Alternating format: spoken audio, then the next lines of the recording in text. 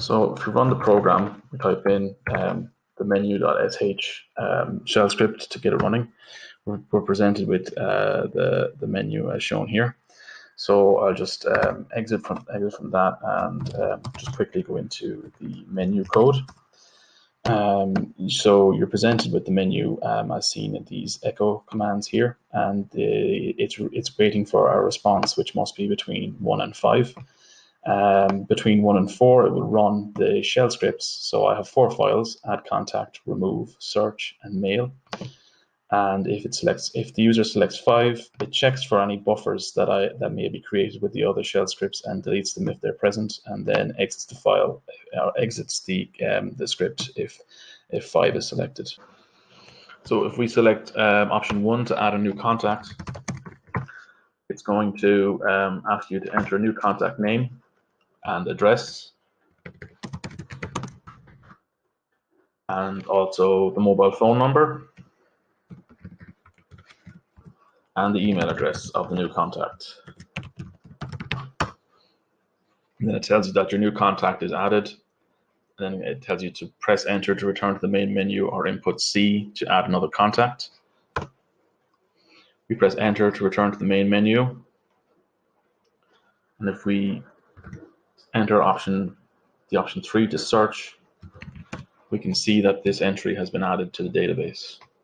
So the add contact script is reading user inputs for name, address, phone number, and email.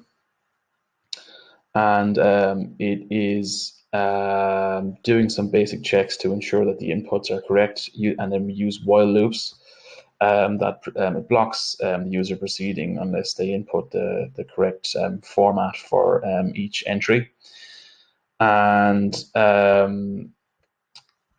we use an echo command to append that to the contact details.txt file. And if it hasn't already been existed, it's created with this command. And we use some, I use some numbers here inside the command to truncate it so it will fit inside the table that I create in later scripts. And there's some trailing spaces appended to the actual file, to the information as well, so it will be appropriately formatted. So the mail script, what we're doing is it's waiting for an input for a search term for email address, and what we do here is we print the 4th column of contact details.txt, which is printing just emails and is using a grep search on just the email column. Then that result, we do a search on the entire contact details.txt file based on that result of the search within the emails, and apply that to buffer.txt file. So that's the entire all the fields for the contacts go in there. And then I present the user with a list of their results, but only printing off the names and the emails, so column 1 and column 4. So you get a list of just names and emails to pick from, but they also have the number rows beside them, so the user can actually just type in a number to select the appropriate person to email. When that number is put in, we have a selected personal variable that initializes, that uses the number that's put in as the NR variable to select that number and print just that row to the buffer from the buffer.txt file. It makes that the selected person variable. It also uses the sed command to take away the number on the left and also take away any spaces in it. So that selected person is appended to buffer2.txt, and buffer2.txt is essentially going to be the list of people we're going to email at the end of the script. Then the user then is also presented with their choices under the header. So it has the header and then the person that they've selected, and it makes sure that you want to email this person. Yes, you can enter a yes or no, or it also gives you an opportunity to add another recipient, where you can input the appropriate row number to add another recipient. If your choice was to email all contacts, then the entire contact details list goes to the buffer2.txt file. So it forwards all the information to the buffer2.txt file. So at that point, if you chose to input another number to add an additional recipient, then we have another selected person to variable, and we use this input number for the NR variable. We print just that line from the buffer file, taking away the number and taking away any spaces. And we append that to the end of the buffer2.txt file to add that to the list. So then we present the user with the list again under the header of the new buffer2.txt file with the additional entry that they've put in. It asks you, are you sure you want to email these people? It gives them another opportunity to add another recipient. Then if the response is yes, we create a variable emails, which just prints column 4 of buffer2.txt, which is basically just printing the email column of the selected people to buffer2.txt. Or if the user earlier had selected all, the entire contact details list would have went to buffer2.txt, so it would be printing all of the emails. It takes away any spaces in it, and for the sed command, and then we run this through. We ask the user to enter an email subject and an email message, and we run this through this command here, which sends the message through using the mail command and the list of emails.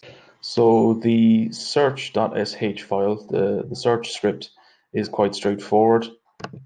The result is based on a grep search, case-insensitive grep search on the contact details.txt file, which also is piped through a sed command to remove the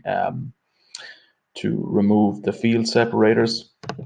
We also do a count of the results that are found by piping the results through an awk command, which increases a variable for each row.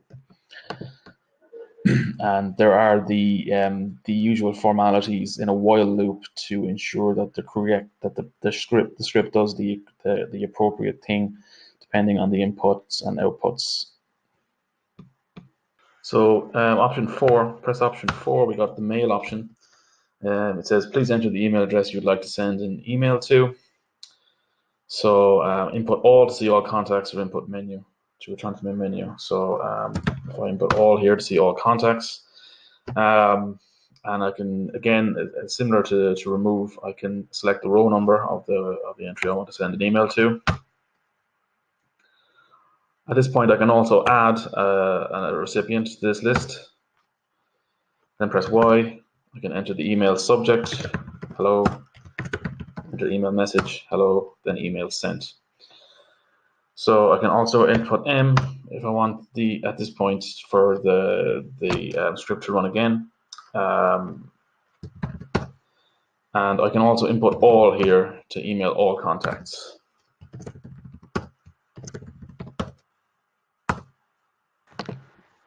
So this,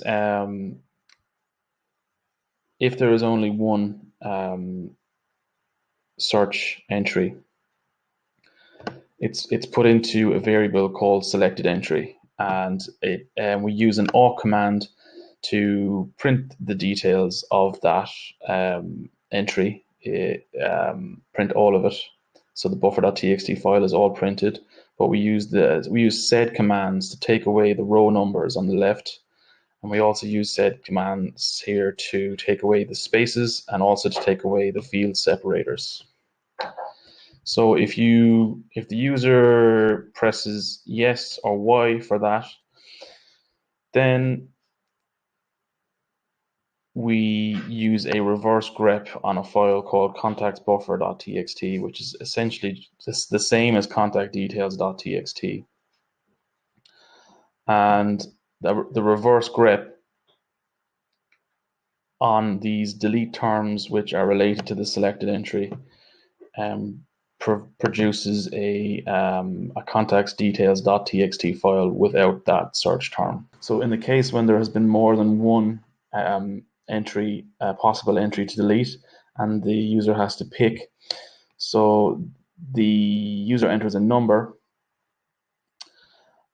and that number then it creates from that number, it creates a selected entry variable by using an awk command and the nr variable in the awk command with the entered number to print only that entry in the buffer.txt file, take away the number on the left, and also take away the spaces and field separators in that entry. It then appends that to that information to a file called buffer2.txt, and then it will print out that information here underneath the header, and then ask you if you're sure you wish to delete this entry, and then if you want to enter another entry to delete, to input that number now. In the case where the user does that, enters another number, here we see that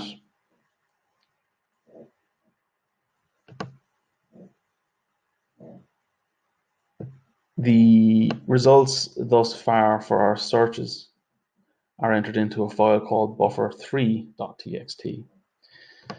Then the previous number that they've entered for an additional contact to delete is taken from this file buffer3 and appended to buffer2.txt. So in buffer2.txt, we've created a list of entries that we would like to delete, and then here it asks you, it presents them all with the header and asks you if you wanted to delete these entries. And finally, when it gets to the stage that the user is happy that they want to delete these entries, it takes the selected entry, creates delete terms, and does a grep search to search between from the start of that delete term to the end of that delete term, and does a reverse grep to finally leave out the content to output the context details.txt file that we need with the deleted entries. So if you select option 2 to remove a contact, it'll prompt you to ask you to enter a search term for a user's name. If we enter in a search term, it will give up the results for that search term, and it will give you the ask you to enter the line number to delete that particular entry. So the line numbers are presented on the left. If I select option 2, it would prompt me with the option I've selected and ask me, am I sure if I want to delete this entry? If I put in Y, the entry will be deleted, and then I input D to delete another contact. It'll you can see in this prompt where it asks for a search term, you can also input all to see all the contacts in your contact list. Then it will show you all the contacts with the row numbers on the left. And if I want to choose another contact to delete here, I can. But also, I can continue to add additional entries to delete to this list. So at this stage, if I enter in the number 3 for the third entry, it will add this person to the list. And then it will prompt you to say, do you want to delete all of these entries? If I select yes at this point, it will delete all of the entries that I've selected and put into that list. And if we run a search, we can see we are left with the one entry that I didn't delete, but everything else that I selected in that process has been deleted. So looking at the code for the remove script, the user this script waits for a user input for a search term for a user's name. That search term for a user's name is checked against the first column here, seen in this awk command. The first column of contact details.txt is filtered with a grep search, and a case insensitive grep search with that name that has been inputted. So only the name columns of the contact detail.txt file are checked for this name search term. This while loop will prompt the user appropriately given the inputs and outputs that occur, and will proceed when the appropriate action has been taken.